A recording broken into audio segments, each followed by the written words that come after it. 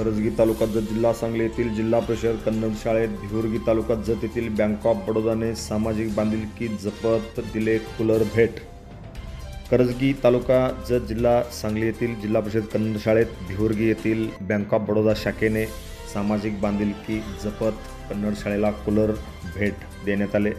यावेळी bank of बडोदाचे manager Vivekananda विनकरे यांचा शाळेच्या वतीने सत्कार करण्यात आला। शाळेचे मुख्याध्यापक धानाप्पा शिंगे यांनी ही भेट स्वीकारली।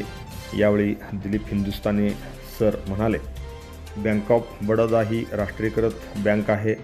या बँकेचे मॅनेजर व अधिकारी यांनी असे धाडस दाखवले असून एक सामाजिक बांधिलकी जपत त्यांनी भिवुर्गी शाखेच्या माध्यमातून करजगी येथील कन्नड शाळेला कूलर भेट दिली असून त्यांचे आम्ही शतशः आभार मानतो असे त्यांनी यावेळी सांगितले।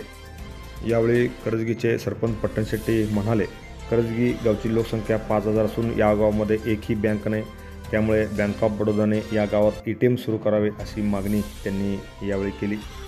यावेळी बोलताना बँक ऑफ बडोदाचे मॅनेजर माननीय विनकर साहेब म्हणाले, करजगी गावाच्या येथील जिल्हा परिषद कन्नड शाळेला आम्ही एक सामाजिक बांधिलकी जपत एक कूलर भेट दिली असून याचा स्वीकार करावा असे आवाहन त्यांनी केले। यावेळी शाळेचे मुख्याध्यापक शिंगे सर यांनी सर्वांचे आभार मानले।